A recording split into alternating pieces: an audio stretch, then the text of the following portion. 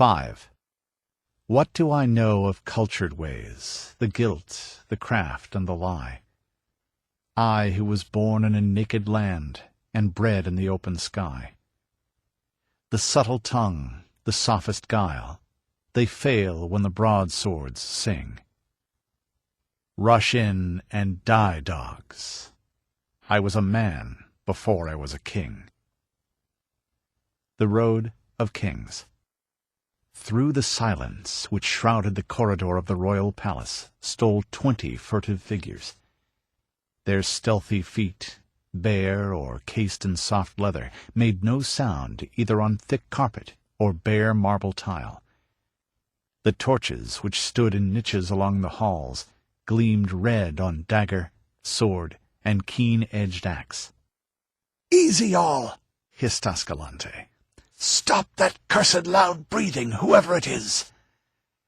The officer of the night guard has removed most of the sentries from these halls, and made the rest drunk. But we must be careful just the same. Back! Here come the guard!" They crowded back behind a cluster of carven pillars, and almost immediately 10 giants in black armor swung by at a measured pace. Their faces showed doubt as they glanced at the officer who was leading them away from their post of duty. This officer was rather pale. As the guard passed the hiding places of the conspirators, he was seen to wipe sweat from his brow with a shaky hand. He was young, and this betrayal of a king did not come easy to him. He mentally cursed the vain-glorious extravagance which had put him in debt to the moneylenders, and made him a pawn of scheming politicians. The guardsmen clanked by and disappeared up the corridor. "Good," grinned Ascalante. "Conan sleeps unguarded. Haste! If they catch us killing him, we're undone. But few men will espouse the cause of a dead king."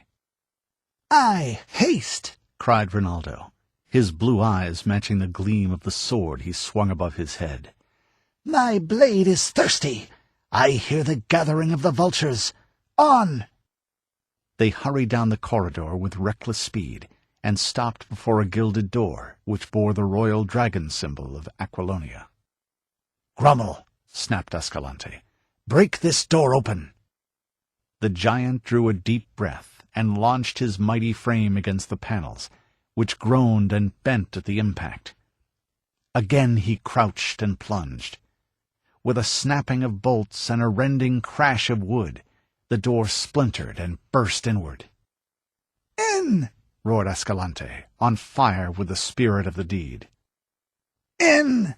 yelled Rinaldo. "Death to the tyrant!" They stopped short. Conan faced them. Not a naked man, roused, mazed, and unarmed out of deep sleep to be butchered like a sheep, but a barbarian, wide awake and at bay, partly armored, and with his long sword in his hand.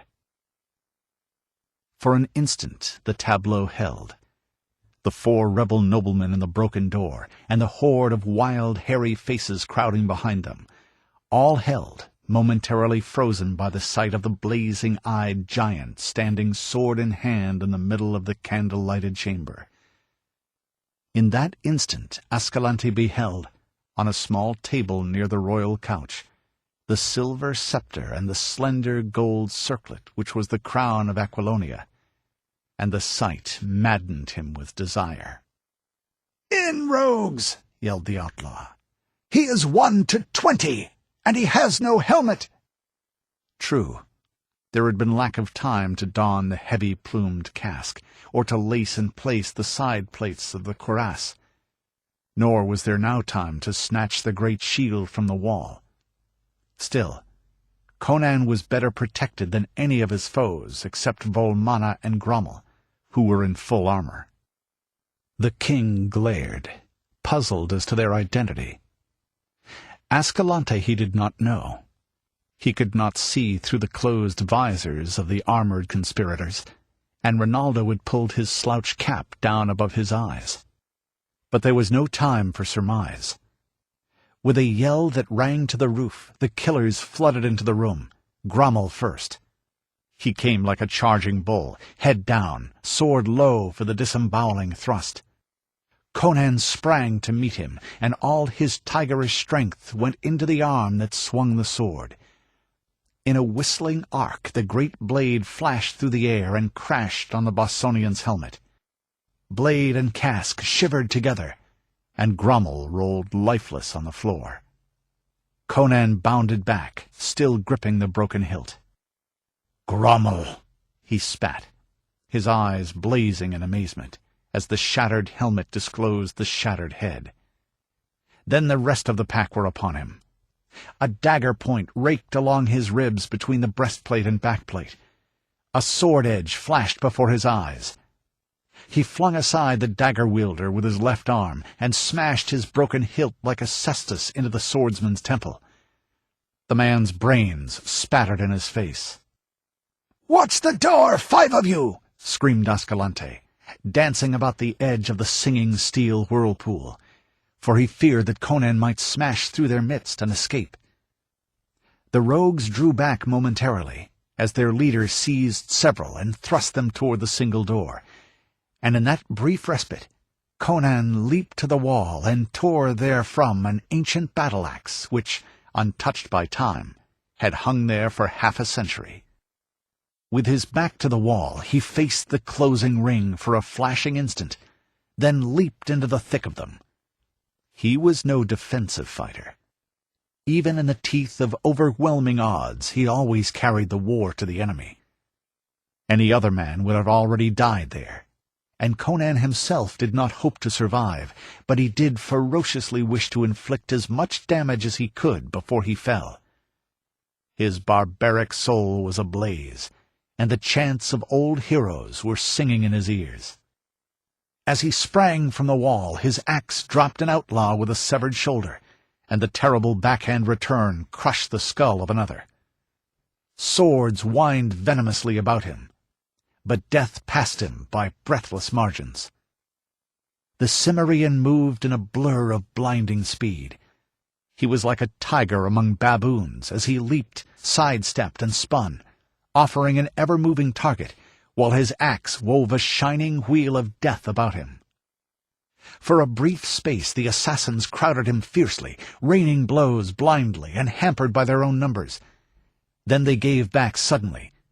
2 corpses on the floor gave mute evidence of the king's fury, though Conan himself was bleeding from wounds on arm, neck, and legs.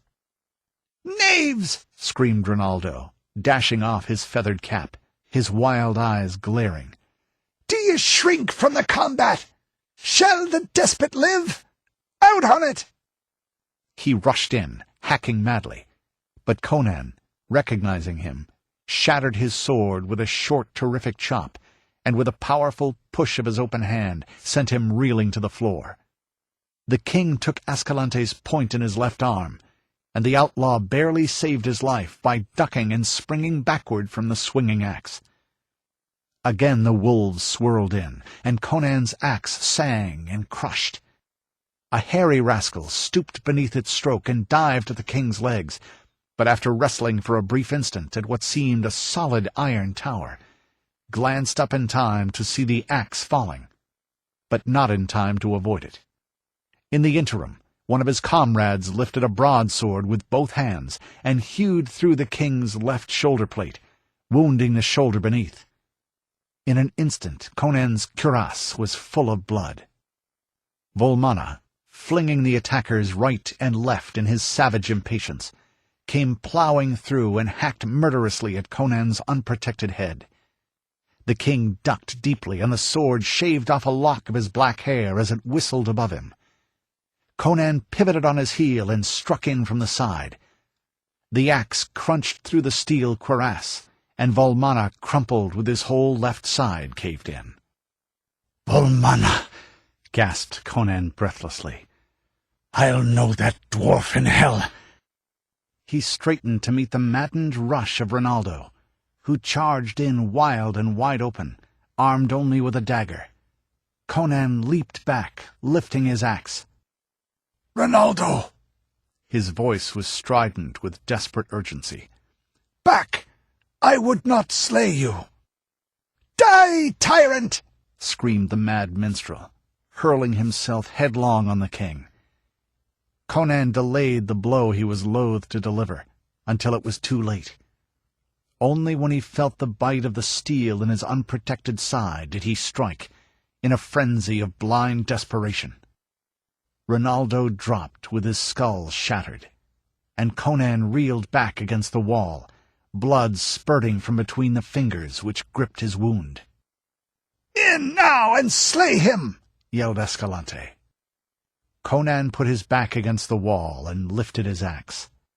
He stood like an image of the unconquerable primordial. Legs braced far apart, head thrust forward, one hand clutching the wall for support, the other gripping the axe on high, with the great corded muscles standing out in iron ridges, and his features frozen in a death snarl of fury, his eyes blazing terribly through the mist of blood which veiled them. The men faltered. Wild, criminal, and dissolute though they were, yet they came of a breed men called civilized, with a civilized background. Here was the barbarian, the natural killer. They shrank back. The dying tiger could still deal death. Conan sensed their uncertainty and grinned mirthlessly and ferociously. "Who dies first?" he mumbled through smashed and bloody lips.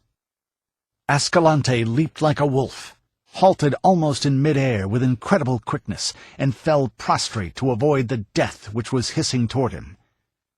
He frantically whirled his feet out of the way and rolled clear as Conan recovered from his missed blow and struck again. This time the axe sank inches deep into the polished floor, close to Escalante's revolving legs. Another misguided desperado chose this instant to charge, followed half-heartedly by his fellows.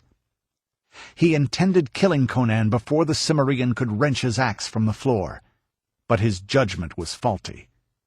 The red axe lurched up and crashed down, and a crimson caricature of a man catapulted back against the legs of the attackers. At that instant a fearful scream burst from the rogues at the door, as a black misshapen shadow fell across the wall. All but Escalante wheeled at that cry, and then, howling like dogs, they burst blindly through the door in a raving, blaspheming mob, and scattered through the corridors in screaming flight.